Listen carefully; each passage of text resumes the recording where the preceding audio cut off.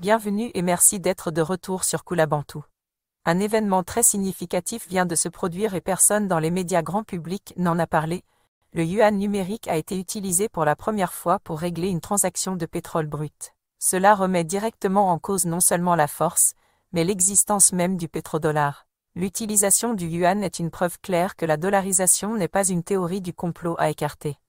En décembre de l'année dernière, le président chinois Xi Jinping s'est rendu en Arabie Saoudite et a rencontré le prince héritier Mohammed Ben Salman à Riyad. Ce voyage diplomatique était extrêmement important. Comme beaucoup l'avaient prédit, il signalerait le début de la fin du pétrodollar. Si vous êtes nouveau ici, bienvenue. Je suis ravi de vous accueillir et pensez à vous abonner, mettrez un pouce levé, et bien sûr, commentez et partagez cette vidéo.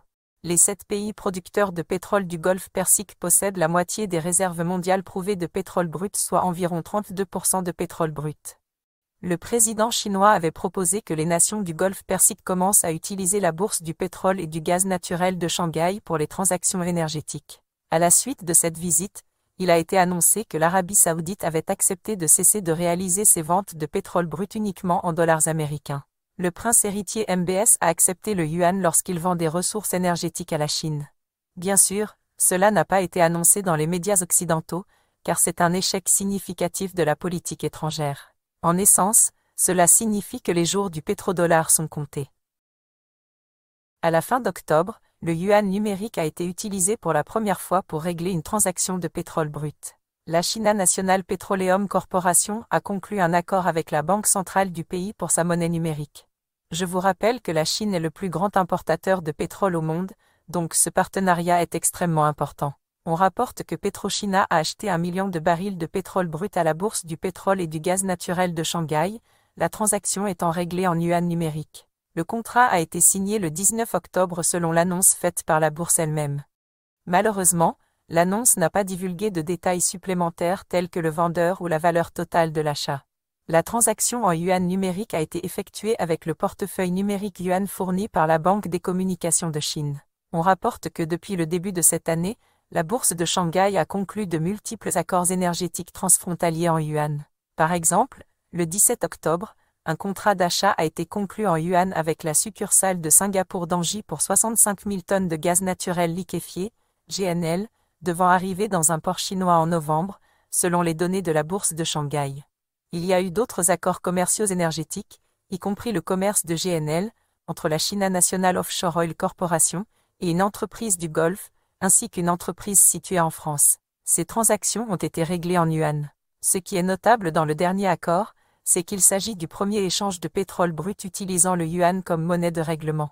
La nouvelle est importante, non seulement du point de vue du processus de dollarisation, mais elle montre également que nous le voulions ou non, il peut être difficile d'éviter les monnaies numériques de banque centrale. On rapporte que la majorité des économies mondiales, soit environ 93% des banques centrales du monde, explorent les monnaies numériques de banque centrale. La conclusion de la première transaction transfrontalière de pétrole brut en yuan, de surcroît, l'utilisation du yuan numérique, une monnaie numérique de banque centrale, marque une véritable avancée pour l'industrie financière mondiale. Pour le yuan, c'est également une étape stratégique. Selon le système de règlement international SWIFT, la part du yuan dans les paiements internationaux vient d'atteindre un niveau record de 3,71% en septembre, et la monnaie a conservé sa position de 5e monnaie, la plus active pour les paiements mondiaux.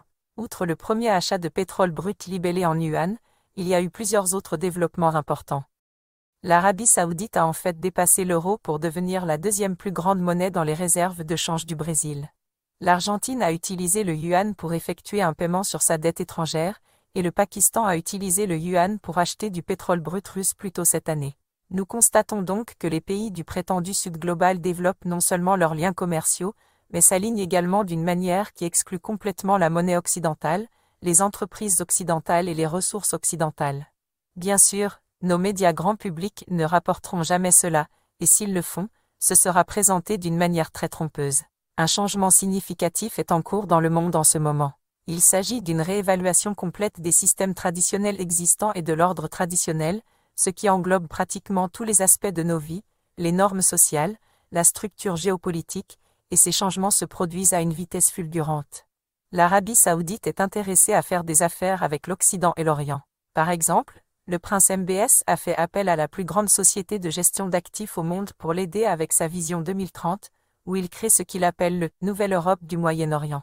À l'avenir, nous verrons probablement la transition vers un monde multipolaire devenir de plus en plus évidente, probablement à travers les décisions et les efforts des nations du BRICS.